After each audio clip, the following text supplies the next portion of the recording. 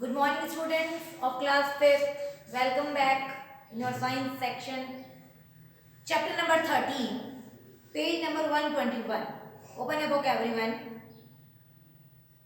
Chapter name is Earth, Rocks and Minerals.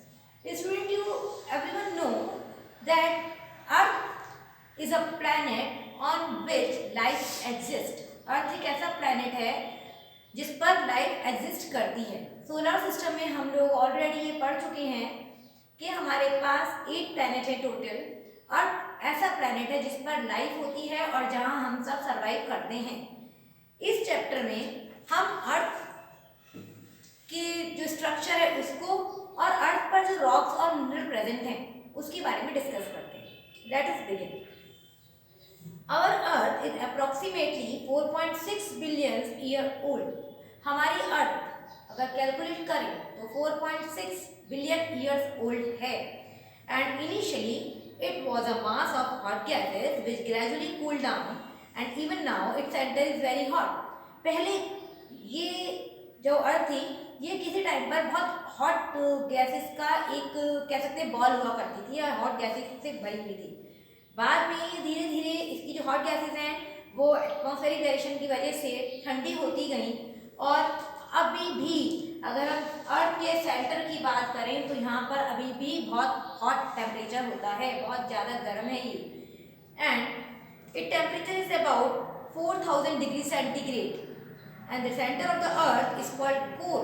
यहाँ पर जो अर्थ का सेंटर है इसे क्या बोलते हैं? कोर बोलते हैं। Okay, inner core. And core is a consist two part. ये जो कोर है ये सेंटर पार्ट जो है इसमें दो पार्ट होते हैं, एक होता है आउटर कोर और एक होता है inner core.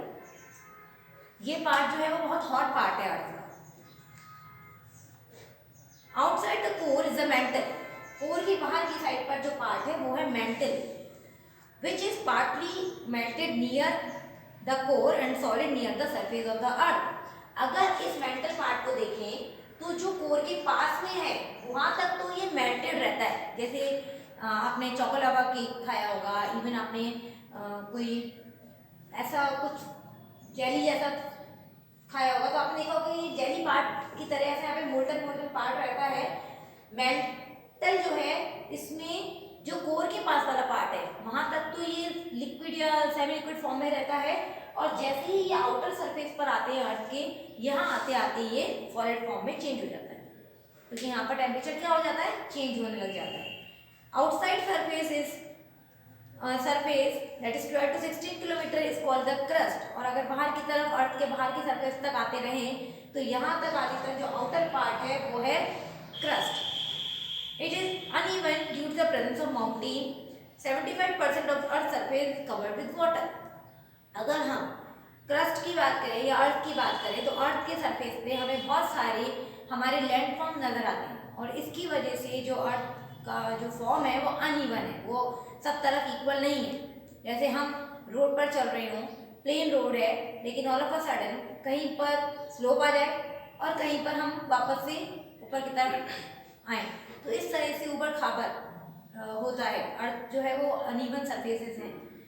Hot molten lava from the center of the earth escapes to the surface through weak spot। कभी कभी ये हॉट लावा जो है ये अर्थ की सरफेस से यहाँ पर कोई वीक स्पॉट, मान लो जैसे कभी कोई चीज़ बॉयल होने के बाद जब बाउल में से बाहर की तरफ आने लग जाती है, जैसे आपने देखा होगा जब मम्मी कभी कभी मिल्क बॉयल करती है during that time what happen, अगर मिल्क बॉयल करते करते भूल गए गैस पर तो what will happen? It will spill out, तो बाहर की तरफ फैलने लग जाता है। सिमिलरली हॉट टेम्परेचर होने की वजह से ये जो कोर में मोल्टन प्रेजेंट है ये कभी ना कभी सरफेस एरिया तक आ जाता है और सरफेस एरिया के आने के बाद ये जो है एक वॉल्केनो के फॉर्म में बाहर आता है हमेशा। Many active volcanoes are found in the Pacific and Atlantic oceans. बहुत सारी एक्टिव वॉल्केनो हैं।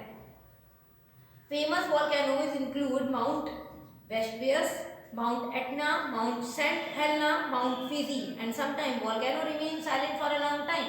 कई बार वॉल्केनो में इरप्शन नहीं होता, बहुत लॉन्ग टाइम तक वो बिल्कुल साइलेंट पड़े रहते हैं और कभी कभी इतने एक्टिव होते हैं कि उनको कूल आउट होने में ही मतलब उनको साइलेंट होने में ही उनमें इतना लावा बाहर आता ही रहता है कंटिन्यू, तो उसके लावा के बाहर आने तक तो वो एक्टिव ही रहेगा। और जैसे जैसे वो फिर लॉन्ग टर्म टाइम तक कोई वॉल्केनो इरप्शन नहीं हुआ, कोई वॉल्केनो नहीं आया, तो इट मीन क्या है, वो साइलेंट वॉल्केनो है।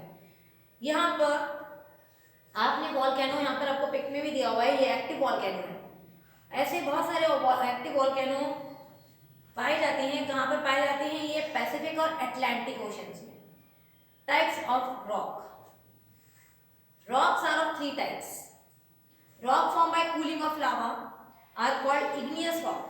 अब इस वॉल्केनो से जो हॉट लावा बाहर आता है, तो वैसे ही इस लावा के कूल होने पर, ठंडा होने पर जो पत्थर बन जाते हैं, रॉक बन जाते हैं, वो रॉक कहलाते हैं igneous rock. If they are formed under the earth crust, they are called plutonic rock and they have large crystal. अगर ये अर्थ क्रस्ट के अंदर की तरफ बनेंगे, अर्थ क्रस्ट के अंदर की तरफ बनते हैं, तो यहाँ पर ये प्लूटोनिक रॉक कहलाते हैं। They have large crystals, for example granite.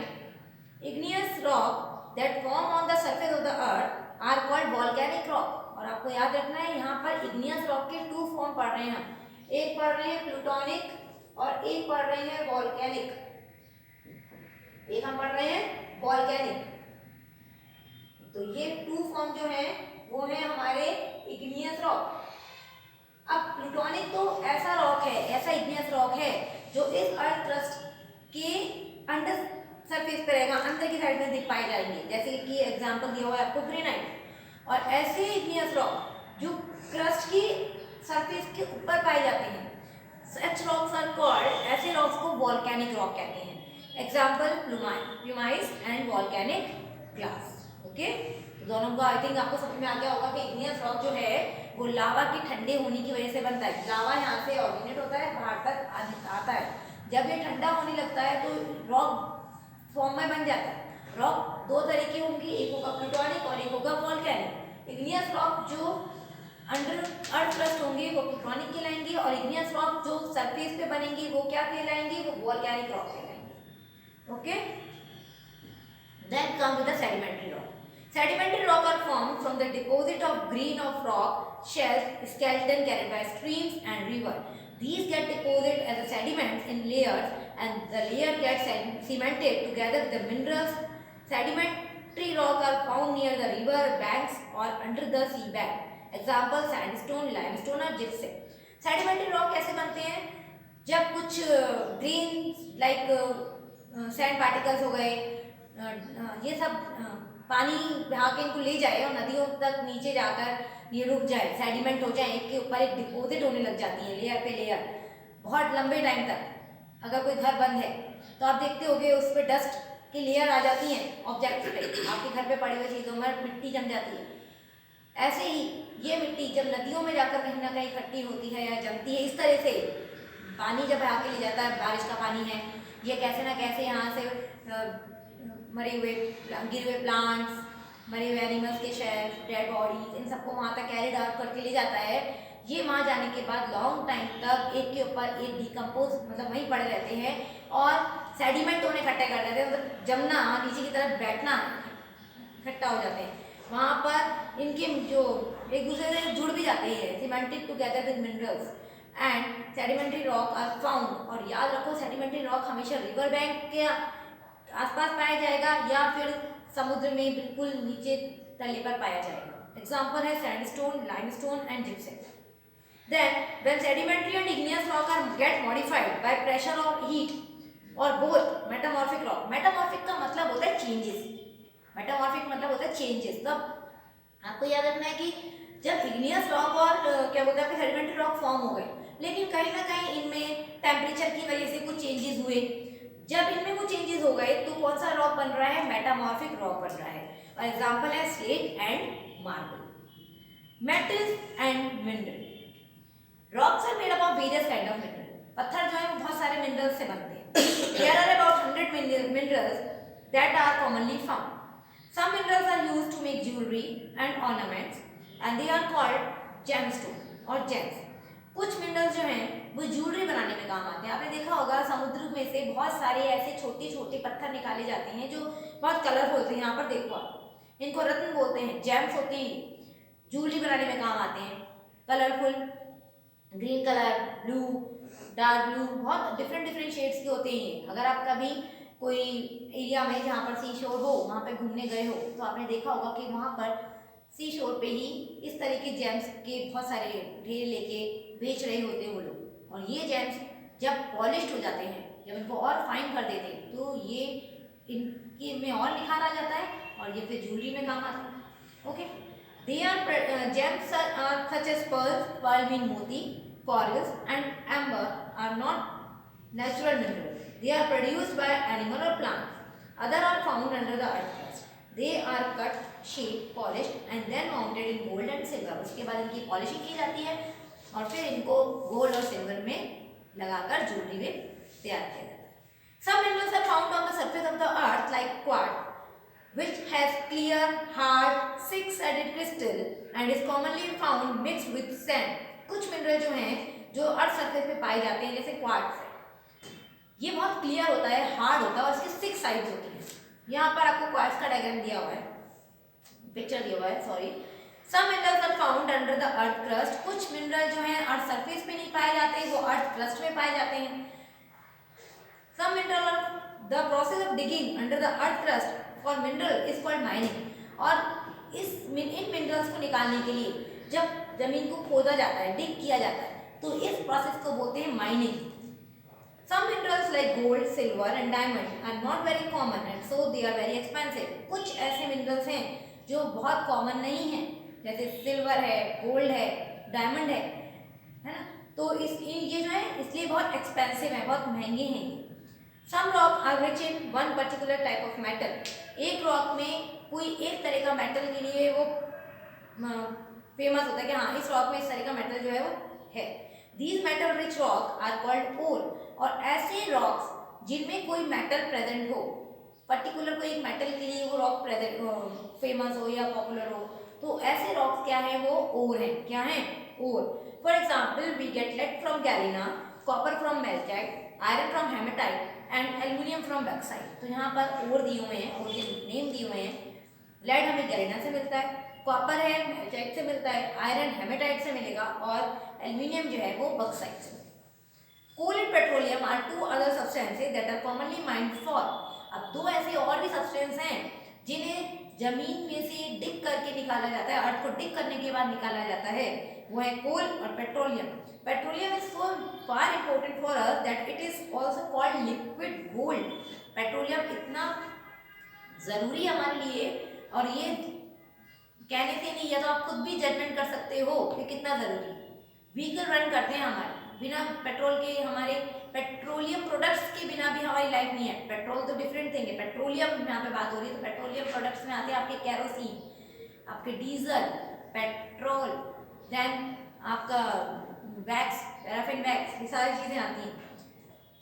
Coal and petroleum are form from the remain of ancient plant life. लेकिन ये कैसे बने, जब बहुत पुराने समय से प्लांट और एनिमल डाई होते हैं तो इनके डिकम्पोज में से जो हाई प्रेशर की वजह से, under the effect of high pressure, high temperature, buried plant and animal matter converted into coal and petroleum. अब जमीन के अंदर गड़े हुए जो दब गए, बहुत एंशिएंट टाइम से ऐसे डेड रिमेन एनिमल के, प्लांट्स के, उनकी बॉडी में से कोल और पेट्रोलियम जो है इस तरह के प्रोडक्ट बनना स्टार्ट हो जाते हैं। Coal and petroleum are two of the common fuels that we use in day-to-day life. Their quantity is limited, so we should not waste this important natural resource. India has a very large coal reserve. Some of the important coal mines are in Dhanbad, Jharkhand, Raniganj, West Bengal, and Neyveli, that is in Tamil Nadu. Most of the petroleum is produced in the Middle East Arab countries. Finding petroleum has brought wealth and prosperity to these countries.